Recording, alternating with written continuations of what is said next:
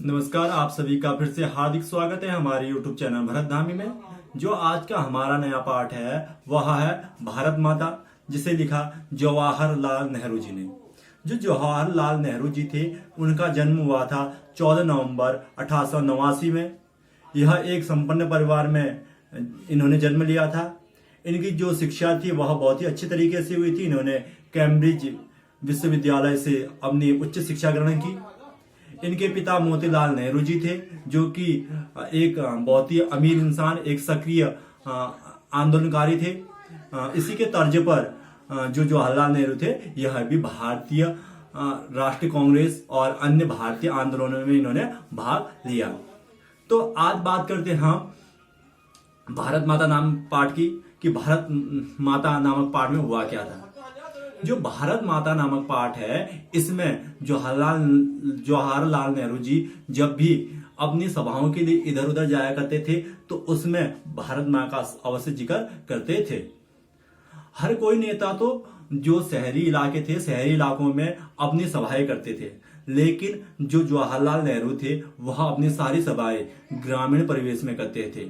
उनका मानना था कि जो ग्रामीण परिवेश के लोग, किसान हैं, उन्हें भारत माता के बारे में पूर्ण ज्ञान नहीं है। जो स्वतंत्रता आंदोलन चल रहा था उसके बारे में वो लोग पूर्ण रूप से प्रतिभाग नहीं कर रहे।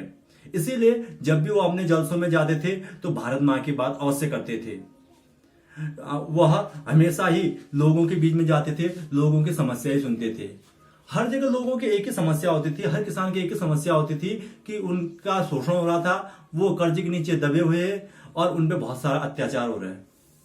लेकिन जो जवाहरलाल नेहरू थे उन्हें इससे भी बड़ी समस्या के बारे में बताते थे हमेशा कि जो हमारा देश है वह अंग्रेजों का गुलाम है।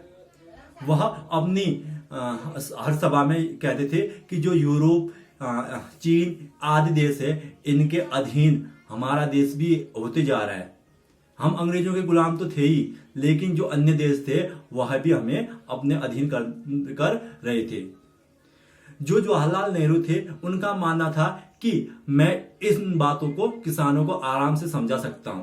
क्यों? क्योंकि जो किसान लोग थे वह महाभारत, पुराण आदि चीजें पढ़ते और सुनते थे, और जो कुछ किसान लोग थे वह सैनिक भी थे। तो सैनिक जब युद्ध होते थे तो उन सारी चीजों में उन्होंने यह सारी चीजें देख रखी होती थी।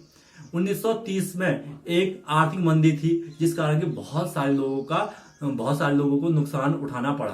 तो किसानों को इन चीजों के बारे में समझाना बहुत ही आसान था।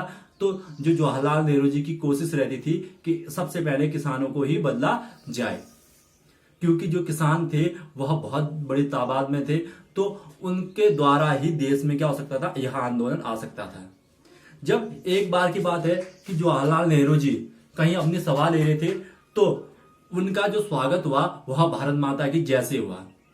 तब जवाहरलाल नेहरू जी ने कहा कि यह भारत माता क्या है। तब एक किसान ने कहा कि यह धरती ही हमारी भारत माता है।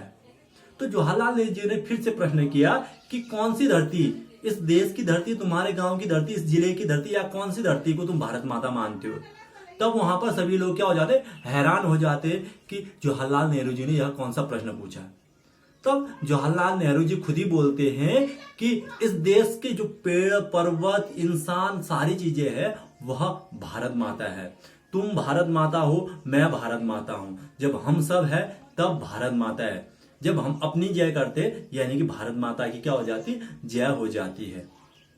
जब भी यह जवाहरलाल नेहरू जी अपनी सभाओं में जाते थे, लोगों के बीच जाते थे, उनकी समस्याएं सुनते थे, उन समस्याओं का समाधान करने की कोशिश करते थे और हमेशा ही देश के हित में बात करते थे।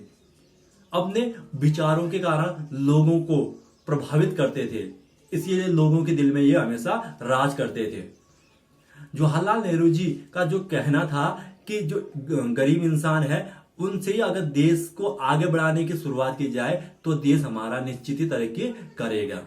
और वास्तविकता में वही चीज हुआ कि जो लोग थे, लोग बदले और भारत माता का जो वास्तविक अर्थ था उन्होंने उनको समझाया कि भारत माँ का जो वास्तविक अर्थ है, इस देश के पेड़ पौधे, पक्षी, नदियां, झरने और हम खुद इंसान ही भारत माता है।